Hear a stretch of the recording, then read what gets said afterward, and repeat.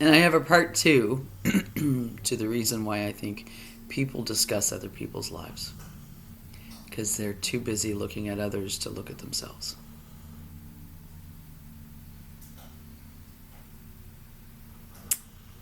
You blame other people for the way that you feel, for the stories you tell yourself that you think are created by people you haven't even had a conversation with. If you had a real problem with someone, why don't you just talk with them? If you can't talk with them about it, you either don't want to solve it because it's a problem and problems don't have solutions, or you're expecting another person to figure out the puzzle for you while you kick and scream and whatever, get angry at people you don't even know. I'm tired of people disrupting my life and they aren't even here anymore. It's ridiculous. And I don't care. And that's the lie I tell myself. Because I have to say it out loud because it doesn't exist inside of me. But I know how I feel in my chest. I know it's a lie. But just like this tattoo on my arm, it says forgiven with a little poppy. I got that in the hopes that someday that would happen. And it has. So I'm going to act as if this is a home for me. And then I can be safe here somehow, and I'm going to try not to cry. Anyway, nothing personal. I don't know any of you either. But the ones I have met have been so incredibly kind. I've never seen kindness. So it kind of freaks me out a little bit. And it's confusing. And it's hard to speak with people. And I sound very businesslike and cold. It's because you don't want me to speak to you like a human being. Like I'm a human being.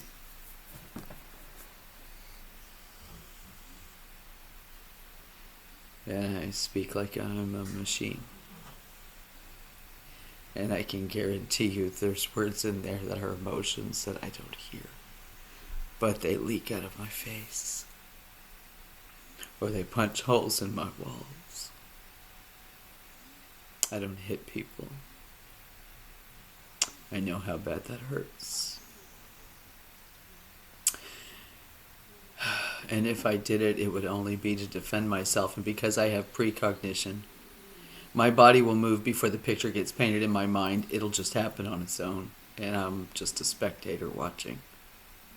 And I hate that too. And people took advantage of it, and now I stay away from everyone.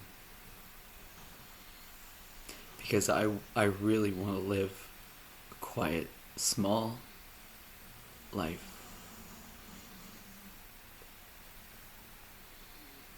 And I don't even know why this is happening most days. And the weird part is I'm a thinker, right? And I find it unbelievable. And it's happening. And I'm watching it happen. And because of my metacognition, I can zoom out and watch it happen. And I know it's happening. And it's still unbelievable. But it's all true. And it's still unbelievable. And yet it's true. It's very weird.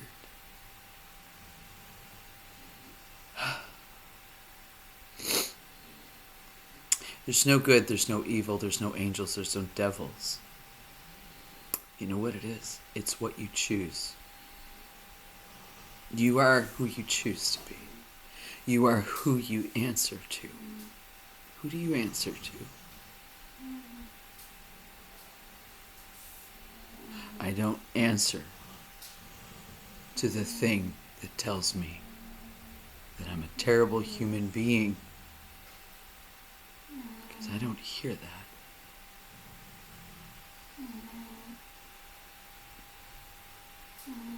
I also don't hear you're beautiful. because I don't hear that.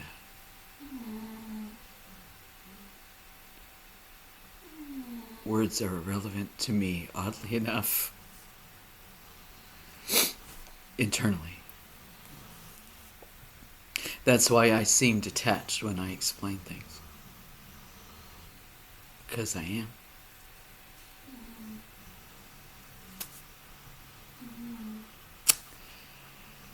And they treat me like a broodmare, or they treat me like a whore, or they treat me like the whore of Babylon, or they treat me like Mary Magdalene, or they treat me like Satan, or they treat me like any other thing, archetype they can pull up or pluck out of a book.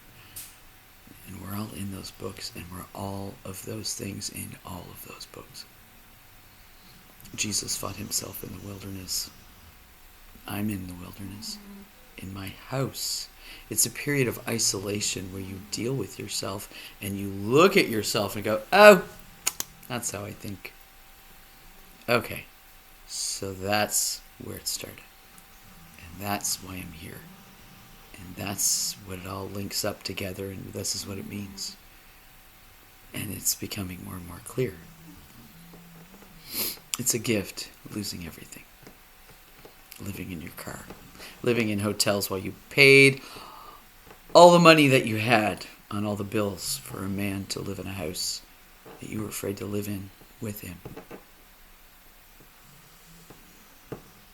He said he wanted to stay in the house and watch it and make sure it was okay while it was being sold. And I was on the road away from him.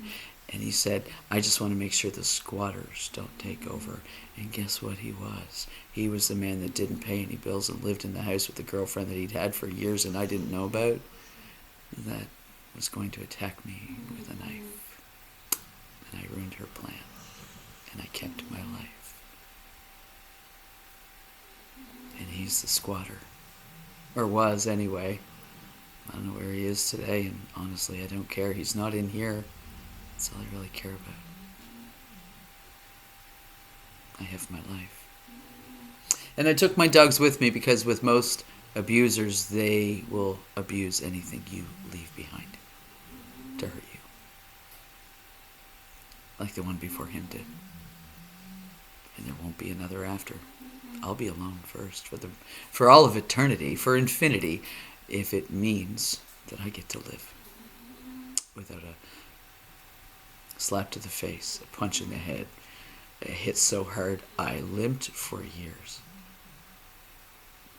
I don't have to live that way anymore.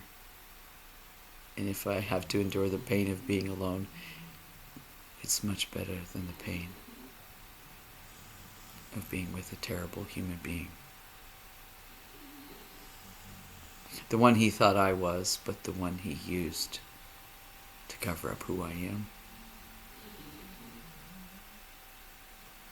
He wore my skin, and he put his on me, and pointed at me. Said, you're filthy. It's called projection. Snakes shed their skin all the time. And it falls off. He pulled mine off. Used it as a blanket to cover himself over. Pay no attention to the man behind the curtain. Okay, midget. Mental midget. I still flinch when I think of him hitting me. And a lot of times I don't even have to think. I just flinch. When I'm in danger, my body warns me. Oh! I don't hear danger. I don't hear you're hated. I don't hear you're in pain. I don't hear you're safe. I don't hear run. I don't hear you're walking into something terrible. Don't go in that door. Don't walk in that direction. Don't do this. Don't do that. I don't hear that. I don't hear it. There's no voice in there. I have my body to rely on. And I hear, oh, she's a psychological mess. Honestly, I have myself figured out so well, I can easily look at any human being and figure you out too, and solve your puzzle for you. But why would I do that?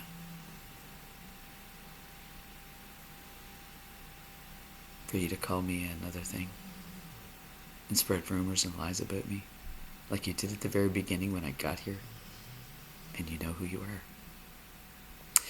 You laughed at me, and you laughed at my service. I walked in the kitchen after I let you in, because you'd been visiting me for about 2 weeks.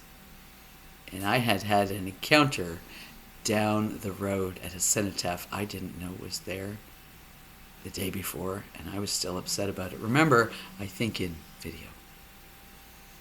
So when I remember Afghanistan, I remember it in high definition video. So when I went down to that cenotaph, I was gutted. And the first thing that stranger said to me was, "Are you suicidal or something?" And it was like a punch to the mouth. Because, man, I fought so hard to live. And I looked at her and I said, "You don't understand. I'm a veteran." And then she said, "It couldn't be that bad." And I said, "Actually, I saw a man cut in half and pulled apart." And then she leaned over, grabbed her guts, and said, "Ha! You gotta be kidding me." And then it was time for her to leave. And then the games began. And my name's been shit ever since. She actually did me a favor. I don't have a single friend. Whatever that means. And by the way, when I wear this sweater, this is my Remembrance Day sweater. This is red, like the maple leaf, that I watch pulled down through the darkness on top of metal boxes with people in them.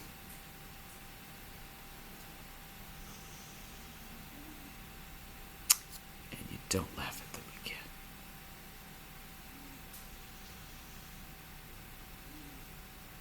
Don't you ever forget.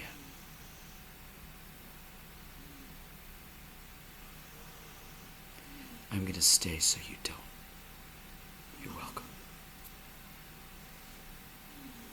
Oh, and that's for the lady down the road.